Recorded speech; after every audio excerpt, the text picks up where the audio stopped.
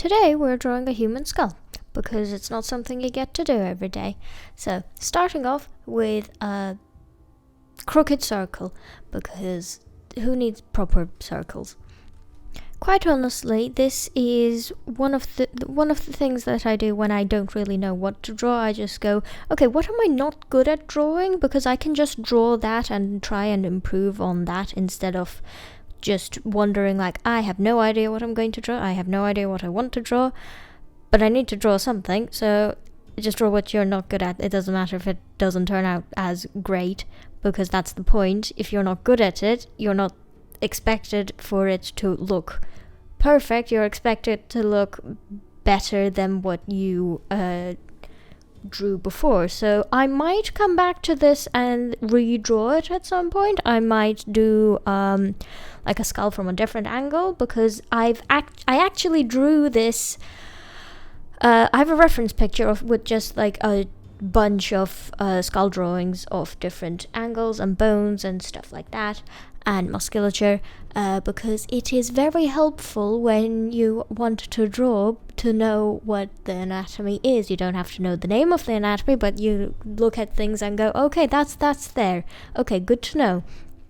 And I'm not going in, you can see that I'm actually skipping the teeth in the drawing because the teeth are a bit complicated, and the reason I didn't draw a perfect circle is because the skull is not a perfect circle. There are like divots and hills. Then it's not really a hill, but like crevices in the skull itself, so it's not a perfect circle. So hand drawing that, as well as my reference picture had some cracks in the bone because I believe it's a bit older. So that's what I'm replicating. And also I find it convenient that one of the things that you can like improve it's actually quite helpful if you're going for realism in your drawing to draw some skeletal structures and like skulls. Because that actually makes you realize, oh, that's what is underneath the face that I was drawing. That's why it doesn't look as realistic as it is.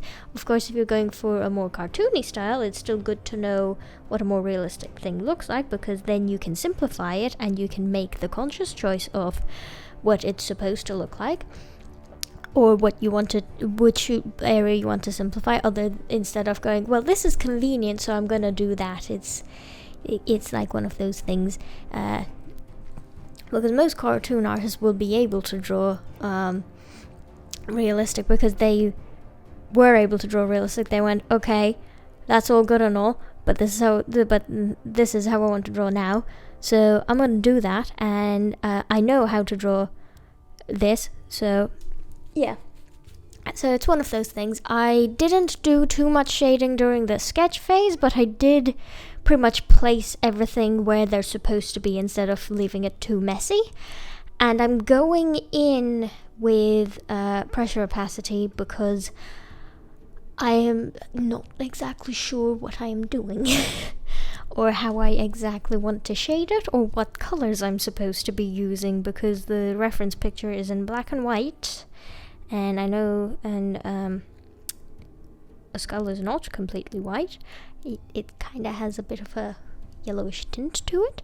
And it's a good thing it's not completely white, because then it would blend into the background completely. But it also means that I don't exactly know what I'm using to shade. I also put the teeth in the wrong place, so it's like, yeah, that's what I get for avoiding the teeth for so long and then putting them in the wrong place.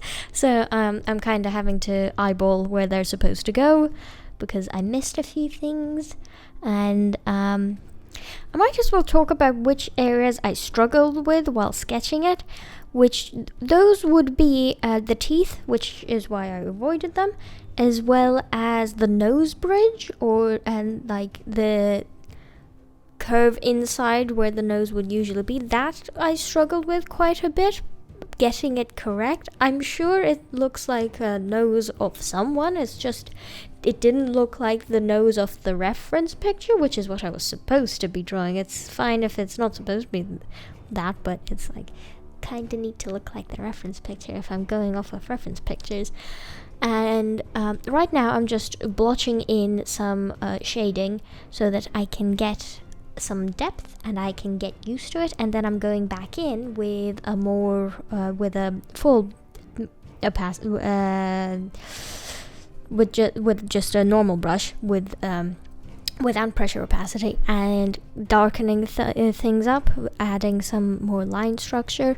This one doesn't have line art. I'm just using the sketch layer behind as a guide for my shading, as well as I'm adding in some little highlights where the cracks are, because that happens when stuff cracks. There's generally a bit of highlight and a bit of shadow. I might have overdone the shadow.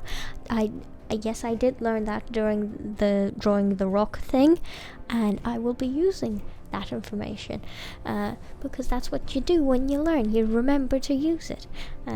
Sometimes, hopefully, if I remember it. Also, if the audio sounds a bit rough earlier, it's because my mic cut out and my microphone cut out, and I don't know if I fixed it properly, so fingers crossed. What I'm attempting to do is using the eye socket as a base, or as like a center point. I'm moving out and shading outwards, and then I don't get lost in where I am. Similarly, like the big jaw, like the jaw joint is also like a base point that I am using, because that is it's kind of more simple to shade that in a nice way, and then it moves down, and those areas are fairly contained within themselves without majorly affecting everything else, whereas the teeth do kind of do that, and I wasn't sure about the color of the skull, so I changed it a few times, tried a few different things out, and going back in and adding some extra details to the nose bridge and around the eye socket. It's kind of start from here, work your way out. It's a ripple effect, and then see what you've done. Think, okay, I've kind of made everything else a bit darker, and this needs to be the dark area, so you need to become darker, so I'm going to come back in and do that. Now you're too dark, so I need to shade you again and light you up. And the back of the head, it was very, dark, and I needed to blend that in, so I just blotched a bit of it in and said, okay, this is the base, and I need to figure out a way of blending you in properly, and slowly but surely we're gonna get there. And the exact amount of it, it kind of has quite a severe shadow to light area, and it's a very quick change to it, so it doesn't have to be blended too well, but it does need to be blended somewhat, and it has a few cracks, so adding those in, and then gonna go back in and add the highlights to them, even though they're gonna be tiny, but still they actually help a lot, because it stops making this look like empty space, because it kind of looks like a bunch of empty space sometimes if everything else, because like the back is really lit and has some texture to it, and the front of the face has a face, and there's a bunch of things happening. There's an eye socket, there's a nose, there's like the nose, like whatever the bottom bit is, there's teeth, and then the lower area has the jaw and the joints, and then the upper area the upper center area doesn't really have much happening, so you have to make sure the shading there actually works as well, and not just leave it. And this is where I went in and softened the cracks a tiny bit and added the highlight to the edge of the cracks so that it catches the light a bit. you can barely see it from afar, but that's kind of the effect that it's supposed to have. And then I went back in and tried adding some light, adding some blue to the shadows to see, like, does it help? Does it not help? I don't know. I haven't tried it out yet, so I tried it out. The blues help. I do like the blues. And then I was adding some orange to the highlights, which didn't really show up that much. So I tried adding a bit of green to the highlights instead, since it's a skull. And it might, I don't know, it might do, it might not. I'm experimenting, trying things out. I did a few extra things off camera because, quite frankly, I just thought of them later on. So decided to, and I probably forgot to press record, honestly. But there weren't much. I didn't really do much with adjustment layers either, since it didn't really work that well. And it's on. I changed it to a black background because you can actually see what is happening on the screen a bit better, since the skull is quite pale, and a white background is white, so it doesn't really show up as well as you would hope, especially since it doesn't have any line art. Also, now I can actually see, any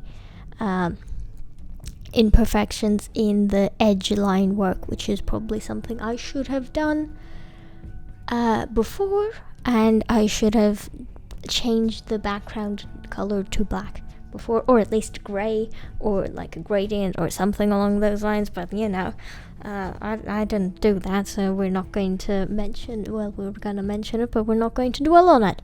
Anyway, I hope you enjoyed. I hope you have a wonderful day. I would appreciate it if you would subscribe. And yeah, have a wonderful day. See you later, and goodbye.